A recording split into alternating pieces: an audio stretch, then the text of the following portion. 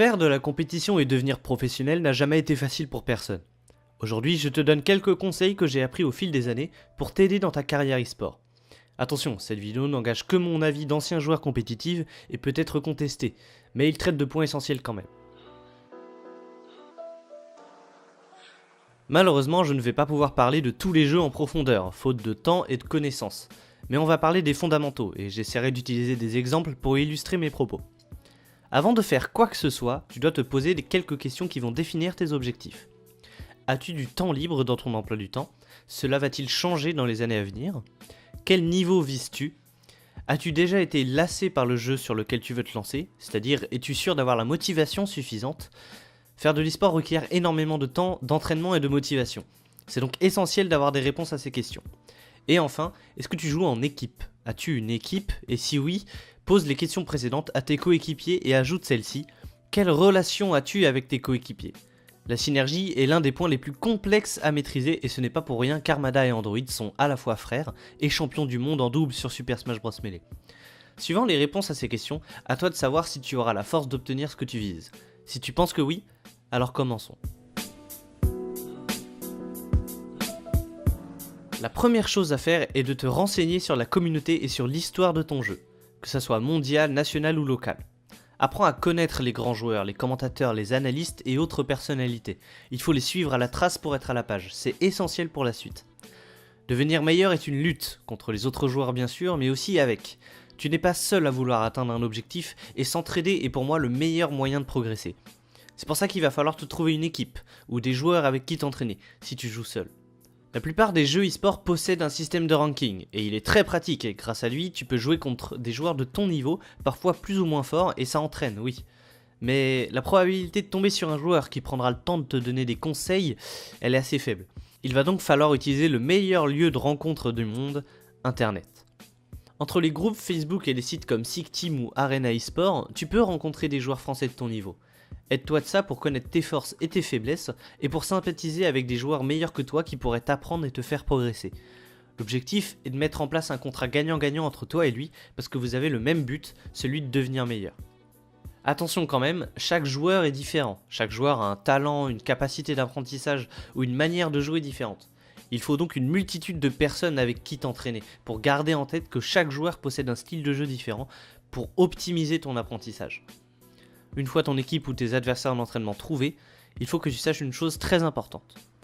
Un jour, il est très probable que tu aies le choix entre rester dans ton équipe avec tes amis ou entrer dans une équipe plus compétitive avec un plus grand niveau. Dans ce cas, à toi de savoir ce qui est le mieux pour toi, mais c'est un choix que nous avons tous eu à faire un jour. Soit tu passes au niveau supérieur, soit tu fais confiance au potentiel de ton équipe actuelle. C'est la partie la moins drôle. Bah ouais, mais il faut bien y passer, on ne devient pas faker en claquant des doigts. Chaque jeu demande des capacités différentes, de l'adresse, de la dextérité, de la stratégie et j'en passe. Il te faut donc obligatoirement un bagage individuel pour espérer progresser et ce n'est qu'à force d'entraînement, de patience et de motivation que tu y arriveras. Comme dans toute activité, il y a la théorie et la pratique. On commence par la théorie. Tu l'as sûrement déjà entendu plusieurs fois mais je te le redis, il faut regarder les pros jouer. Ils représentent ce que tu veux incarner. Dis-toi que si tu arrives à copier parfaitement l'un d'eux, tu seras un pro aussi, donc n'hésite pas à copier. Regarde des streams, des matchs sur YouTube, des analyses surtout, qui expliquent comment ils jouent et décortiquent chaque action. Ensuite, prends du temps pour regarder tes matchs. Si ton jeu ne te propose pas de mode replay, aide-toi de tout ce qui peut enregistrer. Fraps, un enregistreur HD, même ta caméra qui filme ton écran, ça suffit. Demande-toi alors pourquoi tu fais telle ou telle action et qu'est-ce qui se serait passé si tu en avais fait autrement. En bref, remets-toi en question. Je vais aller encore plus loin et prendre exemple sur ma propre expérience pour te donner un conseil. Lorsque je me remettais en question, j'arrivais souvent à la conclusion que si mon équipier avait suivi mon idée, ça se serait bien passé. Non. Tout dépend de la communication entre les deux joueurs évidemment, mais tu es obligatoirement coupable d'une défaite lors d'un jeu en équipe. Soit tu n'as pas communiqué, soit tu n'as pas joué assez safe. Mais blâmer quelqu'un d'autre que toi est une erreur, car tu as toujours ta part de responsabilité. Et même si ton équipier peut être le principal défaut de l'histoire, tu aurais toujours pu faire mieux. Mais revenons à notre sujet. Suis l'actualité, sois au courant de toutes les nouvelles techniques, stratégies et changements qui sont mis en place. Étudie-les pour que rien ne puisse te surprendre. Pour ça, Reddit est ton meilleur ami. C'est sur Reddit que la plupart des informations passent. Mais n'hésite pas à être sur Facebook, Twitter et les sites principaux comme Millennium, AAA et le site officiel de ton jeu. On sait jamais. On passe maintenant à la pratique.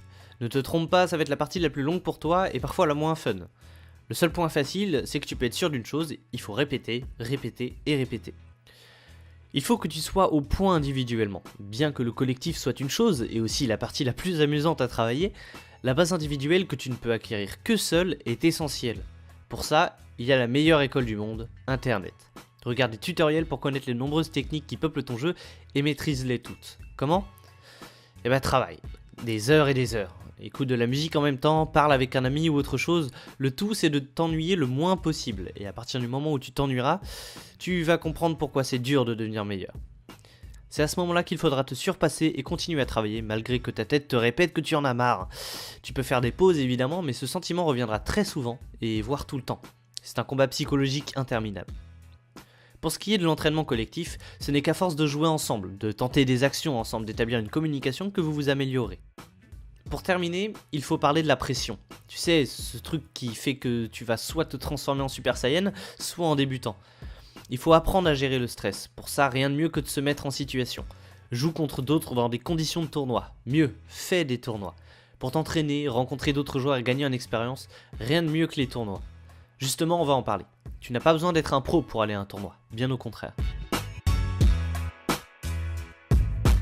Avant d'être quoi que ce soit, les tournois te permettent de connaître ton niveau général par rapport à la communauté sportive de ton jeu et de t'apprendre à gérer la pression. Ensuite, c'est un moyen de rencontrer des pros, de pouvoir discuter avec eux et de te faire un nom dans la communauté compétitive.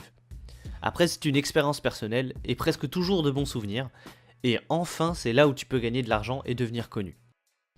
Les tournois online sont ceux que tu dois faire le plus possible. Ils sont pour la majorité gratuits, ouverts à tous et extrêmement enrichissants. Entre les tournois Gfinity, Glory4Gamers, ESL, Tournament, les tournois particuliers et les tournois mondiaux organisés par les développeurs, tu as de quoi faire un nombre de tournois hallucinant en très peu de temps. Ils sont très simples d'inscription et de compréhension en plus. Pour les tournois offline, c'est une autre histoire. Si tu as la chance d'avoir une communauté assez développée en France, fais le plus de tournois possible par rapport à tes situations financières en France. Sinon, ça risque d'être compliqué de faire des tournois en Europe si tu n'as pas de structure pour t'aider.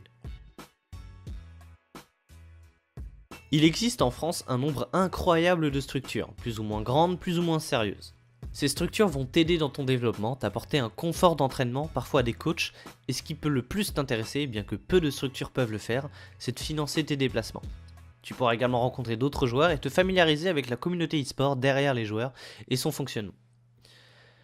La plupart des structures te demanderont en retour de porter leur nom lors de tournois pour leur donner de la visibilité, et les plus développés attendront des résultats de ces tournois. Attention cependant, les structures, bien que très utiles lorsque tu commences à faire des résultats, peuvent te contraindre à des horaires de présence, des participations à l'organisation de la structure, et peut-être d'autres contraintes dont tu n'as pas besoin. Garde en tête que tu dois te concentrer sur ton niveau. Si tu as la possibilité d'entrer dans une structure, réfléchis donc à 2 fois avant d'y aller. Ça peut être très bénéfique, comme ça peut être un frein pour ta progression. Voilà, je pense avoir fait le tour du sujet. Sache encore une fois que ces explications ne tiennent qu'à moi et à mes expériences en tant que joueur. J'espère t'avoir éclairé dans toute cette histoire et te souhaite bonne chance sur la route de l'e-sport.